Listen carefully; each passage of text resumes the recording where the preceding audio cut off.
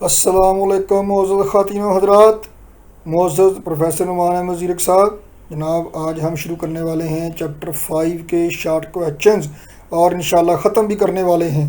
तो आइए जनाब कार्रवाई का आगाज़ करते हैं। पहला शॉर्ट क्वेश्चन देखें जनाब, explain the difference between tangential velocity और एंगुलर वेलोसिटी। एंगुलर वेलोसिटी और टेंजेंशियल वेलोसिटी में फ़र्क क्या है, डेफिनेशन लिख देना है। टेंजेंशियल वेलोसिटी क्या है? सर्कुलर मोशन करने वाले बॉडी की लीनियर वेलोसिटी है जो सर्कल के टेंजेंट के अलोंग होती है। और एंगुलर वेलोसिटी क्या है? Rate of change of angular displacement is called angular velocity. और if one of these is given, अगर लीनियर वेलोसिटी v और एंगुलर वेलोसिटी ओमेगा इनमें से किसी एक का पता हो, for a wheel of known radius, known radius वाले किसी व्हील के लिए यानी रेडियस दिया गया है, तो दूसरी वेलोसिटी कैसे मालूम करेंगे? v और ओमेगा में से एक दी हुई है, दूसरी मालूम करना है। रेडियस का पता है, फार्मूला है बेटा जी v equal to R omega. R का पता है, v और ओमेगा में से एक का पता है, तो दूसरी निकाल लीजिए फार्मूला से बस।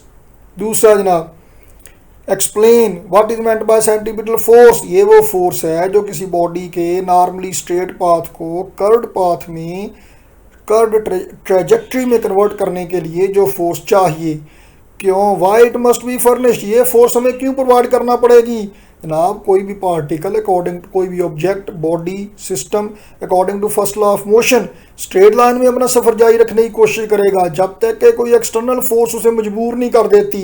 तो वो एक्सटर्नल फोर्स जो उसके सीधे रास्ते को मजबूर कर दे टेढ़े रास्ते में, वो सेंटीपिटल फोर्स है, सूडो टाइप फोर्स है। और कोई भी फोर्स ये काम कर सकती है, कभी कूलम फोर्स, कभी फ्रिक्शन की फोर्स, कभी टेंशन की फोर्स, कभी ग्रेविटेशनल फोर्स। कोई भी फोर्स सेंटीपिटल फोर्स का रोल प्ले कर सकती है। अब वाली what is meant by movement of inertia, definition हमने पहले भी डिस्कस की हुई है।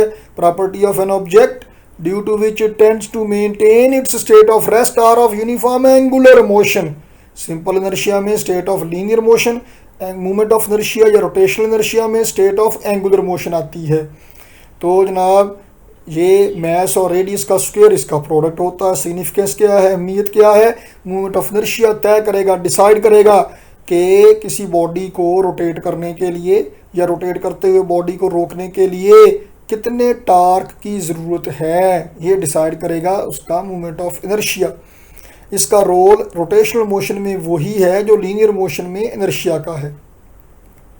जनाब वाली एंगुलर मोमेंटम क्या है? Quantity of angular motion of body is called angular momentum. या अगर कोई बॉडी रोटेट करता है इस तरह से कि उसकी एंगुलर पोजीशन चेंज होती है, तो फिर उसका एंगुलर मोमेंटम है, यानी हर रोटेट करने वाले बॉडी का एंगुलर मोमेंटम है।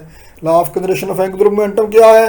किसी सिस्टम का या किसी बॉडी का टोटल एंगुलर मोमेंटम हमेशा कंजर्व रहता है जब तक कि कोई एक्सटर्नल टार्क उस पर अमल ना करे। अल्लाह अल्लाह खैर सल्ला जी। लो जनाब पाँचवा हमने सॉल्व किया भी हुआ है। L is equal to M R V, L is equal to R cross P यानी आर पी साइन थीटा। तो जनाब आपने शुरू करना है L is equal to R cross P से, फिर न्यूमेरिकल वैल्यू लिखना है R P sine theta. Theta अगर 90 हो आर और पी के दरमियान, जैसा कि डायग्राम में नज़र भी आ रहा है आपको स्क्रीन पे राइट साइड पे, तो जनाब थीटा 90 हो गया, साइन 91 हो गया। एल ओ या L naught orbital angular momentum, R P P is equal to linear momentum है, तो एम वी, तो एम आर वी बन गया जनाब। छठा जनाब आली, मिनिमम वेलोसिटी कितनी होनी चाहिए low orbit, close to earth, low orbit satellite के लिए? हमने बुक में कैलकुलेट की हुई है, वही फार्मूला यहाँ पे है, हमने पहले भी डिस्कस किया हुआ है, देख लीजिए। लो जी हो गया जनाब आली। आगे जी सातवां, डायरेक्शन ऑफ फॉलोइंग वेक्टर मालूम कीजिए इन सिंपल सिचुएशंस। तो जनाब एंगुलर मोमेंटम और एंगुलर वेलोसिटी, तो जनाब यारी एंगुलर मोमेंटम और एंगुलर वेलोसिटी के लिए angular momentum L is equal to I omega, angular momentum की डायरेक्शन होगी एंगुलर वेलोसिटी की सिमत में। तो जनाब एंगुलर वेलोसिटी होगी, एंगुलर वेलोसिटी का फॉर्मूला होता है rate of change of angular displacement, ये एंगुलर डिस्प्लेसमेंट की सिमत में होगी।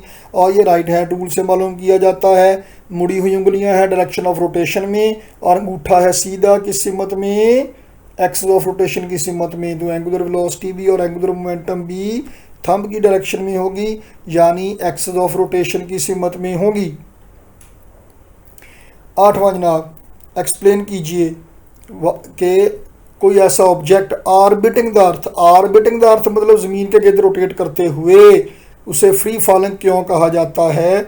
हमने एक पूरी वीडियो इस पर रिलीज़ की हुई है। आपको 5th चैप्टर के सारे लेक्चर्स के लिंक इस वीडियो की डिस्क्रिप्शन में मिल जाएंगे, वहाँ पे खोल लें तो वहाँ पे वेटलेसनेस इन सैटेलाइट वाली वीडियो में ज़्यादा डिटेल से आपको मिल जाएगी। आउटलाइन यहाँ पे मैं आपको बता देता हूँ कि जब आप किसी ऑब्जेक्ट को थ्रो करते हैं, फेंकते हैं, तो वो असल में एक प्रोजेक्टाइल है और वो कुछ फासले पे, ये कर्सर देखें इंडिकेट कर रहा है, ये कुछ फासले पे जाके गिर जाता है और उसका वर्टिकल एक्सेलरेशन ग्रेविटेशनल एक्सेलरेशन ही होता है, जी के बराबर ही होता है। ज़्यादा ज़ोर से फेंकेंगे कर्वेचर थोड़ा कम हो जाएगा, रेडियस ऑफ कर्वेचर ज़्यादा हो जाएगा, और ज़्यादा ज़ोर से फेंकें, इतने ज़ोर से फेंकें कि उसका कर्वेचर ज़मीन के कर्वेचर से मैच कर जाए, तो फिर वो गिरने की बजाय ज़मीन के गिर्द चक्कर काटने लग जाएगा। है असल में वो फ्री फॉल बॉडी ही, एक्सेलरेशन उसका ग्रेविटेशनल एक्सेलरेशन के बराबर ही है। और ड्यूरिंग फ्री फॉल हर ऑब्जेक्ट का वेट, एपरेंट वेट, ज़ीरो होता है जनाब। इसीलिए सैटेलाइट में हर शय वेटलेसनेस की सिचुएशन में होती है। नौवां जनाब, when the mud flies of the tyre of moving by cycle, cycle move कर रही है जी, तो अगर गारा मड उड़ता है टायर से, टायर को गारा चिमड़ गया जी, मड मतलब चिमट गया, एडेसिव फोर्स हैं जिसकी वजह से वो चिमटा हुआ है, उसके साथ जो ही वो छोड़ेगा तो उस इंस्टेंट पर जो वेलोसिटी की सिमत है वो उधर को जाएगा। हर इंस्टेंट पर उसकी वेलोसिटी होती है टेंजेंट के अलोंग, तो वो टेंजेंट के अलोंग ही जाएगा। 10वां जनाब, डिस्क और hoop start rotating from inclined plane, ये भी हम हमारा पूरा लेक्चर हो चुका है, हमने डिराइव किया हुआ है, यहाँ पे फिर डेरिवेशन की हुई है, तो एक नज़र डाल लीजिए, हमने पहले डिस्कस किया हुआ है और आपको आता भी है। तो जो लोग नए वीडियो देखने वाले हैं वो इसी लेक्चर की डिस्क्रिप्शन में आपको लिंक मिल जाएगा चैप्टर 5 की तमाम वीडियो का, पूरी प्लेलिस्ट का, उसमें रोटेशनल किनेटिक एनर्जी वाली वीडियो में ये डिटेल से सॉल्व किया हुआ है, बल्कि डिस्क और हूप के साथ साथ सफ़ीर के लिए भी हमने सॉल्व किया हुआ है, वहाँ से आप देख सकते हैं। लो जी आगे चले जनाब। 11वां जनाब प्यारी, डाइवर, एक जनाब गोताखोर जनाब अपनी बॉडी पोजीशन कैसे चेंज करता है, ये भी जनाब हमने बड़ा ही इंटरेस्टिंग लेक्चर हमारा गुजर चुका है, हमने उसमें पूरी वीडियो बना के एक्सप्लेन की हुई है, और इसमें आपको डिस्क्रिप्शन में चैप्टर 5 की जो तमाम वीडियोस हैं उनमें आपको law of conservation of angular momentum वाला लेक्चर देखिए, उस वीडियो को देखिए, उसमें ये जो डाइवर की बॉडी पोजीशन चेंज होना है वो भी एक्सप्लेन किया हुआ है, ये एंगुलर मोमेंटम कंजर्व रखने के लिए है। और उसमें वो काफ़ी लंबी चौड़ी वीडियो में वो जो ओलंपिक्स में ये डाइविंग के मुकाबला जात हैं उनकी वीडियो भी ऐड की हुई है, वहाँ से आपको पता चल जाएगा। तो जनाब ये बहरहाल एंगुलर मोमेंटम को कंजर्व रखने के लिए ये काम करता है। जनाब ये एक स्टूडेंट है, वो डम बेल पकड़े हुए है, स्टूल पे घूम रहा है, तो जनाब उसको एक इनिशियल पुश दे दी, एंगुलर वेलोसिटी से घूम रहा है, और वो जनाब घूमते घूमते क्या करता है जी, वो अपनी चेस्ट की तरफ ऐसे करके जनाब बाजू इकट्ठे कर लेता है। तो जब वो बाजू खुले हुए से बाजू इकट्ठे कर लेता है तो रोटेट करते हुए रेडियस कम हो जाता है। रेडियस कम होने का मतलब है कि मूवमेंट ऑफ इनर्शिया कम हो गया। मूवमेंट ऑफ इनर्शिया कम होगा तो एंगुलर वेलोसिटी ज़्यादा हो जाएगी, एंगुलर मोमेंटम कंजर्व रहेगा, तो जो ही वो बाजू इकट्ठे करेगा उसके चक्कर तेज़ हो जाएंगे, तेज़ी से घूमना शुरू कर देगा। 13वां जनाब आखिरी शॉर्ट क्वेश्चन आ गया, कितने जियो स्टेशनरी सैटेलाइट चाहिए global coverage of TV transmission के लिए।